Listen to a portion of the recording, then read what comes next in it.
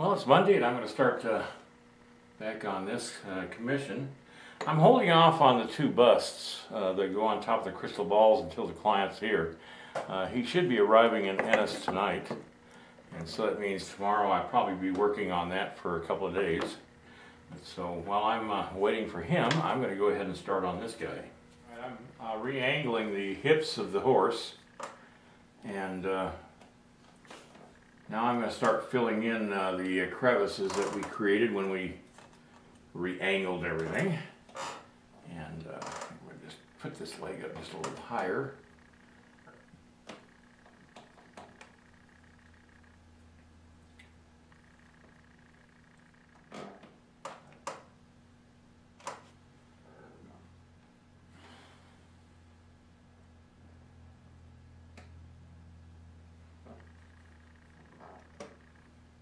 Hold it in place, and then I'll just continue on. I need to get this part pretty much far along before I start working on the gentleman that's going to go on top of the horse.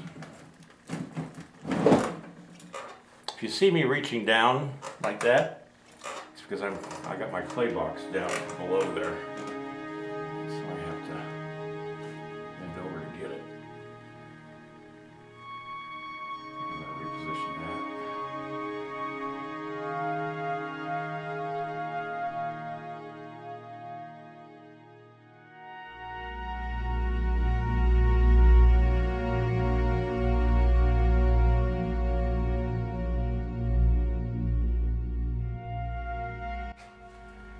Need to stabilize this.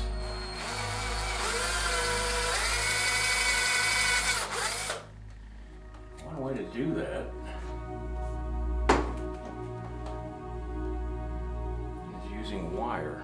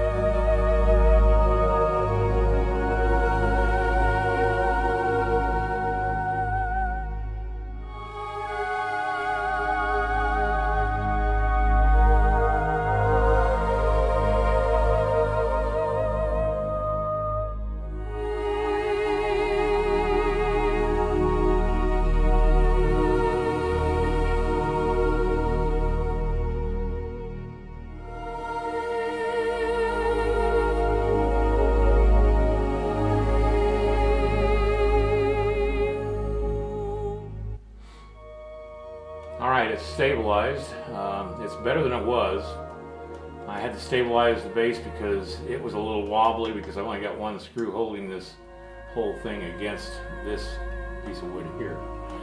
And so now this gives me a little more strength. I'm going to anchor this to the top of the table.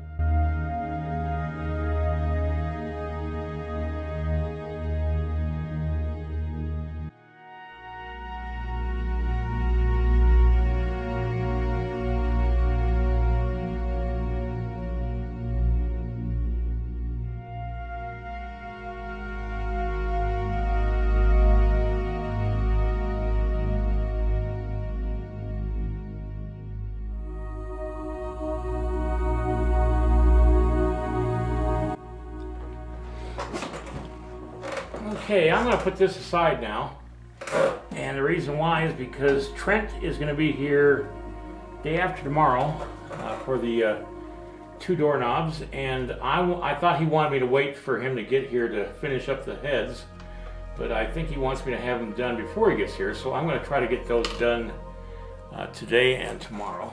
I'm going to work on him first and get his head.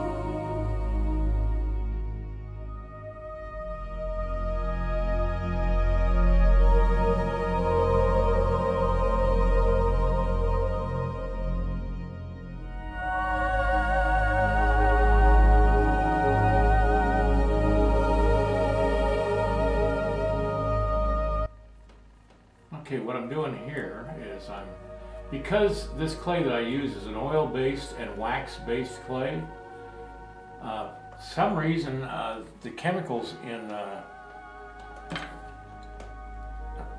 lighter fluid melts the clay a little bit.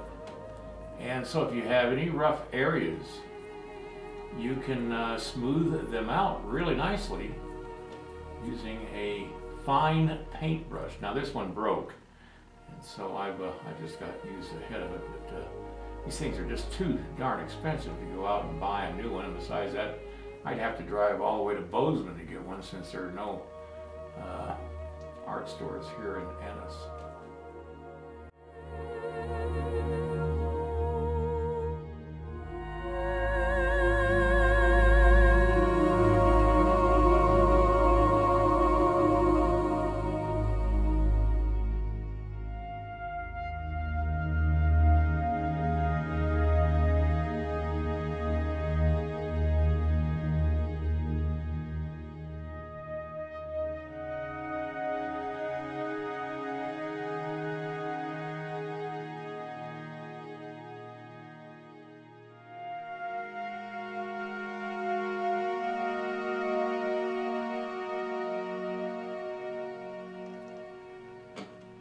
All right, I'm just indicating the direction the hair is going.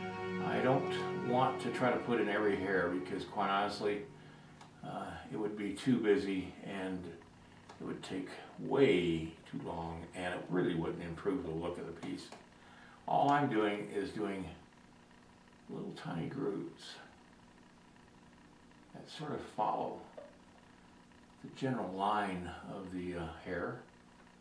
And then I go in with my thumb and I put little curvy type movements to what I'm doing is I'm pushing a piece of clay right behind the braid and I'm trying to sculpt.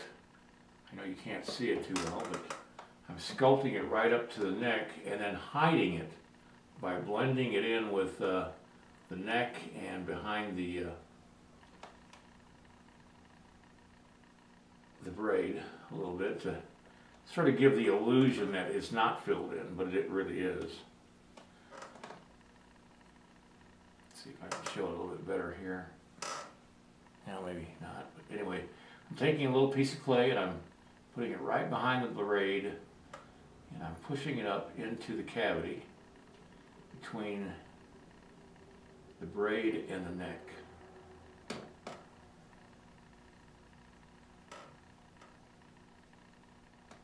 All sculpting is an illusion anyway, and I'm just adding to that illusion.